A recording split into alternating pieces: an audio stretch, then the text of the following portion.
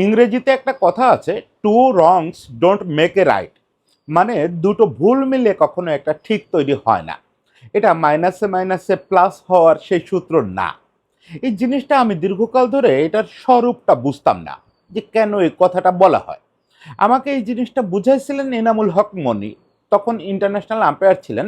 ওনার একটা ইন্টারভিউ করছিলাম, এই ইন্টারভিউতে আমি জিজ্ঞেস করছিলাম যে ইন্টারন্যাশনাল আম্পায়ারিংয়ে প্রধান চ্যালেঞ্জটা কী। তো উনি বলছিলেন প্রধান চ্যালেঞ্জ হচ্ছে ভুলকে মেনে নেওয়া। আমরা আম্পায়ারিং করতে গেলে বা জীবনে চলার পথে আমাদের ভুল হবেই, হতেই হবে, কারণ আমরা তো মানুষ, আমাদের ভুল হবে। সেই ভুলটাকে যত দ্রুত সম্ভব অ্যাকসেপ্ট করে ফেলা, কোনোভাবেই এটা না ভাবা যে দুটো ভুল করলে বোধহয় একটা ঠিক হয়ে যাবে।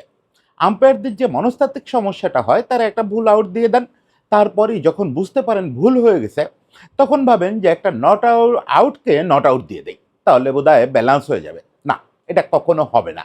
প্রথমটা আপনার মানবিক ভুল ছিল, দ্বিতীয়টা অন্যায়। দ্বিতীয় ভুলটা আপনি যখন করে প্রথম ভুলটার খেসারত দিতে যান, সেটা অন্যায় হয়ে যায়। এই জন্য কখনো কোনো ভুল নিয়ে পড়ে থাকতে হয় না, এবং ভুলকে সামাল দেওয়ার জন্য কখনো ডিজাস্টার ম্যানেজমেন্টের মতো স্টাইল দেখাইতে হয় না। আমার একটা সন্দেহ হচ্ছে যে লিটন দাসকে এই যে তড়িঘড়ি করে অস্ট্রেলিয়ায় পাঠানো হচ্ছে, এবং সালাউদ্দিন ভাই যেভাবে ন্যারেটিভ তৈরি করলেন যে লিটন দাসকে খেলানো সম্ভব ফার্স্ট টেস্টে, তাতে একটা সন্দেহ হচ্ছে যে আমরা সম্ভবত একটা ডিজাস্টার ম্যানেজমেন্ট ডিজাস্টারে ঢুকতেছি। আমরা দুটো ভুল দিয়ে একটা ঠিক করতে চাচ্ছি। লিটনের ক্ষেত্রে যা যা হয়েছে এবং যা যা ভেতরে ভেতরে হচ্ছে বলে বিভিন্ন মিডিয়ায় বিভিন্ন কন্টেন্টে দেখতে পাচ্ছি, তা তো ভালো না। পুরো প্রক্রিয়াটা ভুল। এখন সেই ভুলের সমাধান কি লিটন পুরোপুরি ফিট হয়ে না ওঠার পরেও মাঠে নামানো? আমরা নিশ্চিত না। আমি এটা বলতেছি না যে লিটন এখনো ফিট হয়ে ওঠে নাই, কিন্তু ঘটনা পরম্পরা বলতেছে যে এটার মধ্যে কোথায় একটা অসঙ্গতি আছে। লিটনের তো পুরো কেসটা, যেটা ওই জুনের মাঝামাঝি থেকে চলতেছে, পুরো কেসটাই অসঙ্গতিপূর্ণ।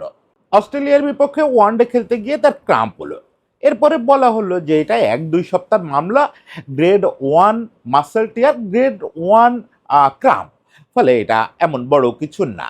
সেই 1-2 সপ্তাহ 1 মাসে গড়ালো, তাও লিটন মাঠে নামতে পারে না। দেখেন, এর মধ্যে লিটনকে জিম্বাবুয়েতে নিয়ে যাওয়া হলো। এর মধ্যে লিটন রোজ ব্যথা অনুভব করে। লিটনের এখানে আজকে এই হসপিটালে, কালকে ও হসপিটালে স্ক্যান করানো হয়, রিপোর্ট আসে, দেখে বিসিবির মেডিকেল বিভাগ বলে না, সব ঠিক আছে, কোনো নতুন ত্রুটি ধরা পড়ে নাই, এভরিথিং অলরাইট, সে খেলার মতো ফিট। কিন্তু লিটন নিজে তো ব্যথা টের পাচ্ছে, তাহলে কিভাবে খেলবে? ওই অবস্থায়, সে ব্যথা টের পাচ্ছে এই অবস্থায়, এবং ওই মেডিকেল বিভাগ বলতেছে সব ঠিক আছে, অবস্থায় তাকে জিম্বাবুয়ে নিয়ে যাওয়া হলো।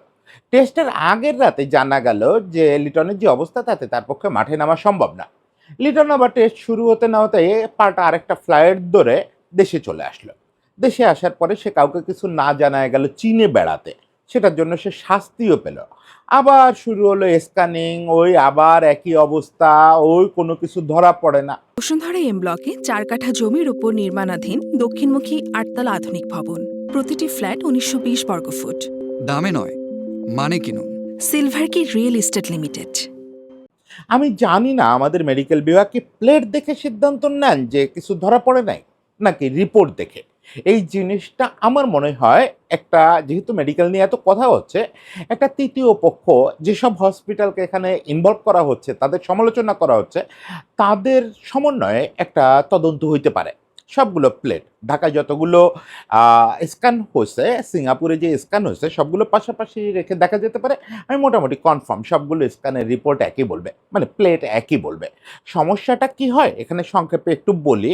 রেডিওলজিস্টরা যে কোনো মানুষের যখন রিপোর্ট লেখেন, ওটা একটা জেনারেলাইজড রিপোর্ট লেখেন। ওই লোকটা ক্রিকেটার, ওর বয়স কত, ওর লোড কি, ওর হিস্ট্রি কি, এটা দেখার দায়িত্ব তার না, এবং দেখেনও না। কিন্তু ওই প্লেটটা দেখতে হয় মেডিকেল ডিপার্টমেন্টকে। মেডিকেল ডিপার্টমেন্ট প্লেটটা দেখে তার হিস্ট্রি, বয়স, ব্যাটসম্যান নাকি বোলার, কোন পায়ে লোড বেশি যায়, কোন পায়ে কম যায়, সেই অনুযায়ী দেখেন যে এই টিয়ারটার অর্থ কী, এই যে ছোট্ট একটা ফুলে ওঠা আছে, এটার অর্থ কী। যাই হোক, আমি মেডিকেল বিষয়ে প্রবেশ না করি, এটা তো আর আমার স্পেশালাইজেশন না।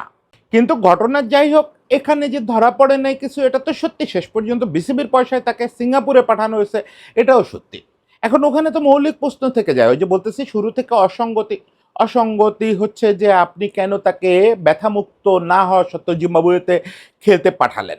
এইটা নির্বাচকদের ঘাড়েও দোষ দেওয়ার চেষ্টা করা হয়েছে দেখলাম, যে নির্বাচকদেরও শোকজ করা হয়েছে। ভাই, নির্বাচকরা তো ডাক্তার না, আমাকে ধরেই নিতে হবে যে তারা মেডিকেলের এবিসিডিও বোঝে না, তারা ওই রিপোর্ট পড়ে কিছু বুঝতে পারবে না যে কোন টার্মের কোন জার্গনের কি অবস্থা।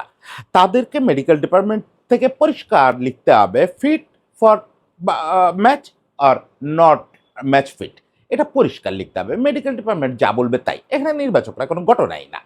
যাই হোক, শেষ পর্যন্ত তাকে কেন পাঠানো হলো এরকম ব্যথাযুক্ত অবস্থায়, সেটা একটা অসঙ্গতি। আবার যদি আপনারা মনেই করেন আপনাদের ট্রিটমেন্ট ঠিক আছে, তাহলে কেন তাকে বিমান খরচ করে সিঙ্গাপুরে পাঠালেন, এবং কেন সে সিঙ্গাপুরের স্ক্যানিংয়ে ধরা পড়বে এবং ওখানকার ডাক্তার বলবেন যে আসলেই সমস্যা আছে এবং এটা রিকভার করতে একটু সময় লাগবে। পুরো ব্যাপারটা যে ভয়াবহ তালগোল পাকানো, কোথাও একটা কমিউনিকেশন এবং স্কিল সেটের প্রবলেম আছে। এই ব্যাপারে আমি চোখ বুজে বলে দিতে পারি যে কোথাও একটা কমিউনিকেশন লেভেলের দুর্বলতা আছে এবং স্কিল সেটের দুর্বলতা আছে। এটা কার, এটা তো আইডেন্টিফাই করতে গেলে একটা ডাক্তারকে প্রধান করে একটা কমিটি করতে হবে। সেটা আমি জানি না। এটা নিয়ে আবার মানে সম্প্রতি দেখলাম আমাদের রিয়াসাত আজিমের একটা কন্টেন্টে যে বিসিবি ভার্সাস মেডিকেল কমিটির চেয়ারম্যান, মানে বিসিবি প্রেসিডেন্ট ভার্সাস মেডিকেল কমিটির চেয়ারম্যান নাকি একটা উত্তেজনাকর পরিস্থিতি হয়েছে, যেখানে মেডিকেল কমিটির চেয়ারম্যান বিসিবি প্রেসিডেন্টের একটা কথাকে ইঙ্গিত করে ফালতু বলছেন। যাই হোক, এটা যে একটা শোরগোল তৈরি হয়েছে এটা তো সত্যি। এবং লিটন যখন সিঙ্গাপুরে ধরা পড়লো আসলেই তার প্রবলেম আছে, তখন এটা নিয়ে মিডিয়ায়ও ব্যাপক সমালোচনা হয়েছে। আমি ওই সঙ্গে সঙ্গে একটা কন্টেন্ট করছিলাম, দেখলাম যে সব মিডিয়াই এটা নিয়ে ব্যাপক আক্রমণ করতেছে। প্রেস কনফারেন্সে তামিম ইকবালকে এটা নিয়ে কথা বলতে হয়েছে, তিনি সেখানে বলছেন যে আসলেই মেডিকেল ডিপার্টমেন্ট আশানুরূপ কাজ করতেছে না, মারিও ভিল্লাবারায়নকে ফিরায় আনার কথা চলতেছে। একটা শোরগোল তো তৈরি হয়েছেই। এর মধ্যে আমরা দেখলাম যে লিটনের পরবর্তী ফিটনেস টেস্টের তারিখ হচ্ছে 12ই আগস্ট। এখন 13 আগস্ট থেকে আমাদের অস্ট্রেলিয়ার বিপক্ষে টেস্ট শুরু। ফিটনেস টেস্টের পরদিন কেউ ম্যাচ খেলতে নামে না, এটা পৃথিবীর কোথাও হয় না। তাহলে পরবর্তী ফিটনেস টেস্ট যদি 12ই আগস্ট হয়, খুবই স্বাভাবিক যে সে অস্ট্রেলিয়া সিরিজে নাই, অন্তত ফার্স্ট টেস্টে নাই। তাই হলো অস্ট্রেলিয়া সিরিজের দলে সে থাকলো না। আমরা হঠাৎ করে 31 তারিখ গত মাসে নাকি 1 তারিখে আবিষ্কার করলাম যে লিটন 2 তারিখের ফ্লাইট ধরতেছে অস্ট্রেলিয়ায়, সে ডারউইন যাচ্ছে। কেন তারে অস্ট্রেলিয়ার দলে যোগ করা হয়েছে, অস্ট্রেলিয়া সফরের দলে? সে নাকি মিরাকলি ফিট হয়ে গেছে। মানে দুনিয়ায় অলৌকিক এখনো ঘটে, এ ব্যাপারে আমার কোনো সন্দেহ নাই। আমি প্রতিনিয়ত আমার সকালটা হয় কোনো একটা অলৌকিকত্ব দেখব বলে, যে না পৃথিবীতে এখনো দেখব যে একটা অলৌকিক ফুল ফুটতেছে, একটা অলৌকিক সুর বাজতেছে, যেটাতে পৃথিবীর মানুষের মন শান্ত হয়ে যাবে। কিন্তু অলৌকিকত্ব কি এই মেডিকেল বিভাগে এরকম কাজ করে? I am not sure. আমি এটা একদমই শুনি নাই এর আগে। আমি যে বিষয়ে এক্সপার্ট না সে বিষয়ে তো নিশ্চিত হতে পারি না, কিন্তু শুনি নাই এর আগে যে কেউ তার ফিটনেস টেস্টের 13 দিন আগে মিরাকলি ফুল ম্যাচ ফিট হয়ে গেছে। এটা এর আগে কোনো দিন শুনি নাই। আবার কত রকম অসঙ্গতি এবং কত রকম স্ববিরোধিতা। ওদিকে আমাদেরকে বলা হচ্ছে, মেডিকেল থেকে বলা হয়েছে সে মিরাকলি সুস্থ হয়ে গেছে, তাকে প্রথম টেস্টের জন্য বিবেচনা করা যাবে, ফলে তাকে অস্ট্রেলিয়া পাঠানো হয়েছে। Okay fine. ওদিকে আবার মেডিকেল বিভাগের যে চেয়ারম্যান, তিনি একটা টিভিতে ইন্টারভিউতে বলতেছেন যে ওকে পাঠানো হচ্ছে খেলোয়াড়দের কাছে থাকার জন্য, যাতে দ্রুত রিকভার হয়। মানে ব্যাপারটা কে কোন অ্যাঙ্গেল থেকে দেখতেছে বুঝে উঠতে পারতেছি না। একবার বলা হচ্ছে যে ও প্রথম টেস্টের জন্য অ্যাভেলেবেল, এই জন্য ওকে পাঠানো হচ্ছে। মিরাকল হয়ে গেছে ওর ক্ষেত্রে, ওই যে অক্ষয় কুমার বলে না মিরাকল মিরাকল, সেরকম মিরাকল হয়ে গেছে। Okay fine. আর একজন মেডিকেল টিমে কমিটির যিনি চেয়ারম্যান, তিনি বলতেছেন যে না মিরাকল হয় নাই, ওরে পাঠানো হচ্ছে খেলোয়াড়দের কাছাকাছি থাকার জন্য। দুটোর মধ্যে কোনটা সত্যি আমরা জানি না, তবে এটা বোঝা যায় যে একটা ডিজাস্টার ম্যানেজমেন্টের চেষ্টা চলতেছে। এই পুরো ব্যাপারটা নিয়ে তো একটা ডিজাস্টার হয়েছে, একটা কেলেঙ্কারি হয়েছে। এই কেলেঙ্কারিটারে নিউট্রালাইজ করার চেষ্টা করতেছে। এই চেষ্টাটা যে পরিষ্কার সেটা বোঝা গেল কালকে সালাউদ্দিন ভাইয়ের কথায়। সালাউদ্দিন ভাই দুদিন আগেও জাতীয় দলে সহকারী করছিল। লিটন, তামিম এদের সবার গুরু সে। সালাউদ্দিন ভাই কালকে মিডিয়াতে বলল যে লিটন যদি ব্যাটিংটা করতে পারে এবং মোটামুটি রানিং করতে পারে, লিটনকে ফার্স্ট টেস্ট খেলা দেওয়া উচিত। এবং সে ওখানে একটা ভুতুড়ে ব্যাখ্যা দিল, টেস্ট নাকি হাই ইন্টেন্সিভ খেলা না, এখানে অত ইন্টেন্সিটি লাগে না, মোটামুটি একটু কিপিং আর ব্যাটিং করতে পারলেই হয়, স্প্রিন্ট তো টানা লাগে না। আমার তো আবার মনে হচ্ছে কাল্লো আঞ্চলত্তিরে নিয়ে যেরকম বলছিলাম ইন্টেন্সিটি বিষয়ক কথা বা সালাউদ্দিন ভাইকে নিয়ে বলা লাগবে, এই ইন্টেন্সিটি জিনিসটা আমার পিছু ছাড়তেছে না। ভাই টেস্ট টি-20 চেয়েও ইন্টেন্সিভ খেলা। আমাদের একটা কমন পারসেপশন হচ্ছে স্প্রিন্ট টানা বা এরকম ভয়াবহ কোনো একটা গতিশীল কাজ করা, এটাই শুধু ইন্টেন্সিটি। এটা হচ্ছে পিক ইন্টেন্সিটি, এটাকে বলে পিক ইন্টেন্সিটি। কিন্তু ইন্টেন্সিটি নানা রকম আছে।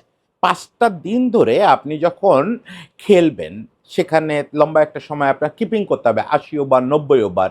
এর মধ্যে প্রতিদিন বারবার উঠতে হবে, বসতে হবে। যদিও লিটন মূলত দাঁড়ায় বেশি কিপিং করে। তারপরে উঠতে হবে, বসতে হবে, ডাইভ দিতে হবে, বোরিং একটা টাইম কাটাইতে হবে, ব্যাটে বলের পর বল ডিফেন্স করতে হবে। It's also intensity. এই ইন্টেন্সিটিটা আমার ধারণা একজন কোচ হিসাবে সালাউদ্দিন ভাই বোঝেন যে এই ইন্টেন্সিটি কাহাকে বলে। এই ইন্টেন্সিটি বরং ইনজুরির জন্য ওই স্প্রিন্ট টানার চেয়ে বেশি ক্ষতিকর। কারণ 5 দিন ধরে আপনার যদি এরকম লোড পড়ে, ইন্টেন্সিভ লোড পড়ে, সেটা আপনাকে বেশি ক্ষতির দিক নিয়ে যেতে পারে। ফলে উনি যে যুক্তিটা দিচ্ছেন, এটা আমার কাছে মনে হয়েছে একটা ন্যারেটিভ তৈরি করার চেষ্টা কি, যে এই ডিজাস্টার ম্যানেজমেন্ট থেকে কাটায় উঠে লিটনকে যাতে প্রথম টেস্টে নামায় দেওয়া হয়। আমি জানি না, পুরো ব্যাপারটা তো আসলে বহু অসঙ্গতি, পরস্পর বিরোধিতা এবং কিছু ভুলভাল কথা। এগুলো ছাড়া আমাদের সামনে কিছু নাই। আমরা কিছুই জানি না। টেস্টটা খেলতে দেখলে হয়তো আমরা, যদি টেস্টটা খেলে তাহলে আমরা বুঝতে পারবো যে আসলে কি অবস্থা। হতে পারে লিটন আসলেই পুরোপুরি ফিট, হতে পারে সে নেমে ভালোই খেললো। যদি হয় তাহলে বুঝতে হবে আরও বহু অসঙ্গতি এর মধ্যে ছিল। অন্য এন্ডেও অসঙ্গতি থাকতে পারে, আমি অস্বীকার করতেছি না। কিন্তু অসঙ্গতি যে প্রচুর আছে এ ব্যাপারে কোনো সন্দেহ নাই। আরেকটা জিনিস খুব একটা সন্দেহ নেই, সেটা হচ্ছে যে আমাদের আলোচনা ঘুরানোর একটা চেষ্টা আছে। অলরেডি বাজারে সবচেয়ে বেশি আলোচনা হচ্ছে বিসিবির মেডিকেল টিম নিয়ে। Medical team versus BCB, medical টিমের অদক্ষতা, মেডিকেল টিমের কমিউনিকেশন লেস অবস্থা, মেডিকেল টিমের জাজ করতে না পারা, মেডিকেল টিমের অ্যাসেসমেন্ট, এগুলো নিয়ে অনেক কথা হচ্ছে। এগুলোর থেকে দৃষ্টি সরানোর জন্য লিটনকে দ্রুত তড়িঘড়ি করে জিম্বাবুয়েতে, অস্ট্রেলিয়াতে পাঠানো হচ্ছে, এরকম সন্দেহ করার যথেষ্ট কারণ আছে। এবং সেই তড়িঘড়িনেসকে জাস্টিফাই করার জন্য এসব কথা বলা হচ্ছে, এটাও সন্দেহ করার যথেষ্ট কারণ আছে। এখন আমি বলি কি, যে এই যে ভুলটা হয়েছে, যদিও বিসিবি মেডিকেল টিমের ভুলকে আর একটা সিঙ্গেল আউট ভুল বলে বাদ দেওয়ার কোনো সুযোগ নেই। এটা চলমান, তামিম নিজেই জানার কথা। তামিমের থেকেই আমি মনে করতে পারি আগেও হয়েছে।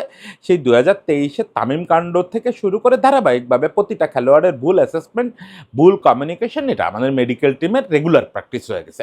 কোনো খেলোয়াড়ের ব্যাপারে তারা বিসিবিকে এবং নির্বাচকদের পরিষ্কার ধারণা দিতে পারে না। একবার আমি একটা খেলোয়াড়কে এনওসি দেওয়ার ব্যাপারে, রানাকে এনওসি দেওয়ার ব্যাপারে আমি শাহরিয়ার নাফিসকে জিজ্ঞেস করছিলাম, এনওসি দিলেন কেন? শাহরিয়ার নাফিস বলছে যে মেডিকেল থেকে দিছে, ফিট ডিক্লেয়ার করছে। আমি মেডিকেলের বিভাগের প্রধানকে জিজ্ঞেস করলাম, আপনারা কি টেস্ট করে দেখছেন না ফিট হয়েছে কিনা? এর আগেও একটা নিগলে ভুগতেছিল। তো বললো, না, আমরা তো এইসব ক্ষেত্রে কোনো অবজেকশন না পেলে টেস্ট করি না। মানে আমাদের প্রোটোকলগুলো কোন লেভেলে আছে বুঝতেছেন? রীতিমতো প্রস্তর যুগের প্রোটোকল এগুলো। আপনার যখন নিগলে ভুগতে থাকা একটা ফাস্ট বোলার কোথাও ফ্রাঞ্চাইজি খেলতে যাবে, আপনি ফিজিওকে বলবেন না যে ওর টেস্ট নিয়ে দেখো ওর কী অবস্থা, আমি ওরে এনওসি দিতে পারবো কি না। আমি যদি ফিট ডিক্লেয়ার না করি তাহলে তো ও এনওসি দিবে না। বিসিবি এনওসি দিলে তো কেলেঙ্কারি। এভাবেই চলতেছে আমাদের মেডিকেল বিভাগ। তারপরেও আমি বলি, ভুলকে ভুল হিসাবে দেখেন, মেনে নেন, নিয়ে সামনে আগান। মারিওকে আনার কথা হচ্ছে, বা মেডিকেল টিমে প্রয়োজনে কিছু সংস্কার করেন, কিন্তু সেইটারে মেকআপ করেন না, আরেকটা রং দিয়ে রাইট করার চেষ্টা করেন না। কখনো ডিজাস্টার দিয়ে ডিজাস্টারকে সামলানো যায় না, এটা আরও ডিজাস্টার ডেকে আনে। কীরকম ডিজাস্টার? লিটন আমাদের ইতিহাসেরই অন্যতম সুন্দর এবং ভরসাযোগ্য ব্যাটসম্যান। টেস্টের কথা যদি বলেন, গত কয়েক বছরে লিটন আমাদের সবচেয়ে ভরসার ব্যাটসম্যানদের একজন। মুশফিক, লিটন, এরাই তো। এছাড়া আমাদের টেস্টে ভরসার কি? ফলে লিটন আমাদের আরও 10-15 বছরের সম্পদ। সামনে 10-15 বছর হয়তো সে আমাদের সার্ভিস দেবে, না হোক 7-8 বছর তো দেবেই, একদিনও না দিক। একটা প্রাণী তো, একটা প্রাণ তো। ফলে তাকে ঝুঁকির মধ্যে ফেলে যদি কেউ সমালোচনা বন্ধ করতে চান, সেটা ভয়াবহ ব্যাপার হবে। ওই সালাউদ্দিন ভাই ডক্টরিন বা ন্যারেশনে ভরসা করে যে ওটা ইন্টেন্সিভ কিছুটা নামায় দাও, কোনো সমস্যা নাই।